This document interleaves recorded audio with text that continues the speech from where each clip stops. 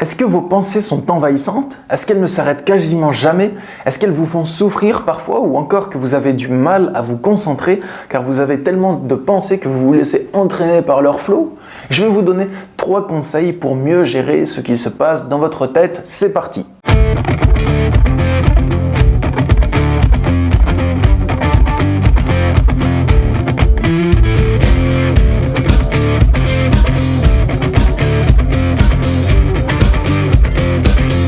Le fait de penser beaucoup n'est pour moi aucunement un problème.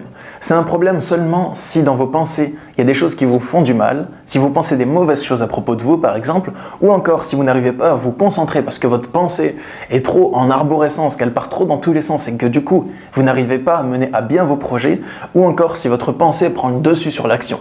Et c'est là-dessus que vont porter mes 3 conseils. Le premier conseil, c'est améliorer votre qualité de pensée.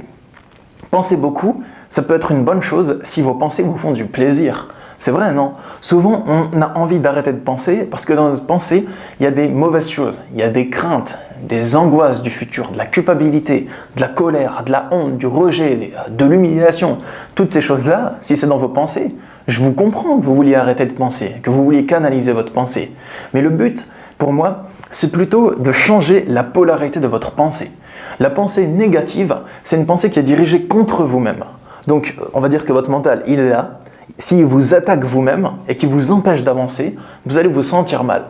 Et cette pensée, elle est négative. La pensée positive, c'est une pensée qui va vers la construction de quelque chose de meilleur dans l'avenir ou simplement qui est orientée sur le présent si vous aimez ce que vous faites. Beaucoup de personnes utilisent leur pensée pour s'autodétruire, pour se juger, pour avoir une mauvaise opinion d'elles-mêmes, pour s'empêcher de réaliser leurs rêves, ou encore pour se détruire de l'intérieur en croyant faire de l'introspection. Mais en fait, tout ce qu'elles font, c'est retarder le moment de passer à l'action, douter de leurs idées, douter d'elles-mêmes, et ça fait très mal. Du coup, la première étape pour avoir des pensées heureuses, et c'est depuis que j'ai fait ça, que le mécanisme s'est inversé dans mon esprit, et que j'ai commencé à être vraiment heureux, rêvez votre vie. Imaginez votre vie de rêve dans plusieurs années. Imaginez à quoi elle va ressembler, mais sur tous les aspects, dans les détails. Parce que votre vie de rêve, autorisez-vous à le faire. C'est pas juste un rêve, c'est pas juste une imagination. Si vous rêvez que vous avez envie d'avoir telle chose dans votre vie, d'être riche, d'habiter dans tel lieu, de rencontrer un partenaire qui vous aime, de faire le travail que vous aimez toute la journée, c'est possible, ça dépend que de vous. Est-ce que vous allez le laisser à l'état d'imagination et vous dire « c'est trop beau pour être vrai » ou est-ce que vous allez œuvrer chaque jour pour la réalisation de vos rêves? Premièrement, donc, rêvez votre vie. Imaginez la vie de rêve que vous voulez avoir et une fois que vous l'avez fait, trouvez des solutions à appliquer dès maintenant pour commencer à faire des changements dans votre vie et rejoindre votre vie de rêve. C'est peut-être facile à dire derrière la caméra comme ça, mais penchez-vous sur ce sujet. Réfléchissez comment est-ce que vous pouvez faire de votre futur utopique pour vous une réalité. Deuxièmement, si vous avez des émotions, passez à l'action. Émotion, action. C'est très important parce que la pensée, elle commence à devenir négative si elle tourne en boucle dans votre crâne. La pensée, c'est quelque chose qui n'est pas forcément fait pour rester dans le crâne et continuer à tourner en boucle. Ce que je veux dire, c'est que lorsque vous cogitez, il faut passer à l'action ensuite. La pensée, elle est là pour sortir. Elle va vous faire du mal si vous ne la laissez pas sortir. Si tous les rêves que vous avez, les idées, les solutions à appliquer, vous les gardez juste dans votre mental et que vous n'en faites rien. Donc, dès que vous avez une bonne idée à appliquer, je vous invite d'appliquer cette bonne idée. N'attendez pas de trouver l'idée du siècle, de trouver l'idée parfaite que vous êtes sûr que c'est celle-là qui va vous venir comme une révélation. C'est en appliquant les bonnes idées que vous avez déjà que l'idée du siècle viendra parce que vous allez faire de nouvelles choses, avoir de nouvelles expériences et du coup avoir de nouvelles idées. Et si vous voulez avoir une certitude de ce qui est bon pour vous et que vous voulez vaincre le doute, c'est par l'expérience de vie que vient la certitude. C'est en faisant quelque chose que vous n'aimez pas faire que vous pouvez être certain que vous ne voulez plus jamais faire cette chose. Et c'est en tentant des nouvelles choses que vous pouvez être certain de ce que vous aimez et de ce que vous n'aimez pas. Donc c'est important de passer par l'expérience et de ne pas garder les pensées toutes dans votre crâne. Si premièrement, vous définissez ce qu'est votre vie de rêve, ensuite, vous définissez des actions que vous pouvez faire dès aujourd'hui pour rejoindre votre vie de rêve et ensuite, vous passez à l'action.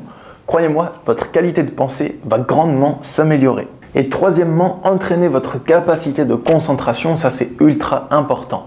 Parce que pour mener à bien un projet, il va falloir se concentrer, il va falloir atteindre des objectifs et travailler sur une tâche jusqu'à ce qu'elle soit terminée, jusqu'à ce qu'elle soit effectuée.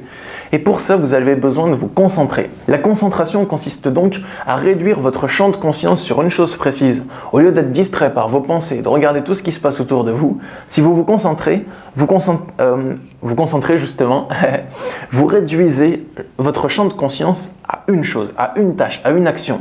Et tous vos efforts sont mis dessus. Et ça vous rend ultra efficace et ultra productif.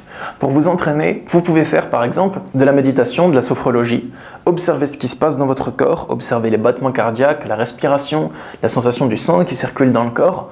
Prenez quelques minutes par jour pour vous concentrer sur votre corps. Et à chaque fois que vous pensez à autre chose, revenez à votre corps. Ça entraîne la capacité de concentration. Sans rire, ça marche vraiment. Un autre moyen d'entraîner la capacité de concentration, c'est de se mettre au travail et de travailler sur des choses qui vous plaisent. C'est sûr qu'on a plus de facilité à se concentrer sur quelque chose qui nous plaît que sur quelque chose qu'on déteste. Moi, à l'école, par exemple, j'avais énormément de mal à me concentrer parce que ça ne m'intéressait pas ce qu'on faisait. Mais maintenant que je travaille sur mes projets, j'arrive à me concentrer du matin au soir, tous les jours de la semaine, donc il n'y a aucun problème. Mais bien sûr, ça s'entraîne. Donc plus vous allez vous mettre à la tâche, vous entraîner sur le terrain pour vous concentrer, mieux vous allez y arriver. Et plus vous allez être efficace dans la réalisation de votre vie de rêve.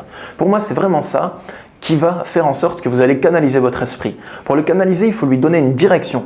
Votre esprit, c'est quelque chose qui n'a pas vraiment de forme. Vous pouvez lui donner la forme que vous souhaitez qu'il ait. Soit c'est une mitraillette qui est orientée vers vous et vous vous tirez des balles toute la journée dès que vous avez une bonne idée pour ne pas la réaliser, vous croyez que vous êtes nul, vous croyez que vous êtes une merde, que vous n'arriverez jamais à rien. Si vous avez ça, votre esprit, c'est un poignard qui est orienté vers votre cœur et vous vous mettez des couteaux avec toute la journée. Vous avez aussi le droit de transformer votre esprit en machine à idées, de transformer votre esprit en pont qui relie votre situation présente à la situation que vous convoitez dans le futur. Et si votre esprit c'est un pont, ou c'est une machine à idées, ou encore c'est un escalier qui vous permet de monter, là, votre pensée est canalisée et elle est positive. Et là, c'est plus un problème de penser énormément. Vous pouvez penser beaucoup, mais dans vos pensées, il y aura juste des idées géniales, de la motivation, de la concentration, enfin, il y aura des belles choses, il y aura du bonheur dedans. C'est comme ça que vous allez aligner la pensée sur la volonté du cœur. Le cœur, il va toujours vers l'avant et vers l'expansion et vers la sécurité. Et le mental, il doit être aligné sur la volonté du cœur. Et là, il y a du plaisir. Il n'y a que du bonheur tout le temps. Voilà, j'espère que cette vidéo a pu vous aider. Si c'est le cas, n'hésitez pas à la partager sur les réseaux sociaux pour aider vos potes. Si vous souhaitez définir votre vie de rêve, établir des objectifs et les différentes tâches à accomplir pour les atteindre, sachez que je suis disponible pour vous y accompagner en consultation de coaching. Vous pouvez me contacter, il y a le lien dans la description, je consulte par Skype, par téléphone ou au cabinet. Je vous souhaite une belle journée. Je vous dis à bientôt. Au revoir.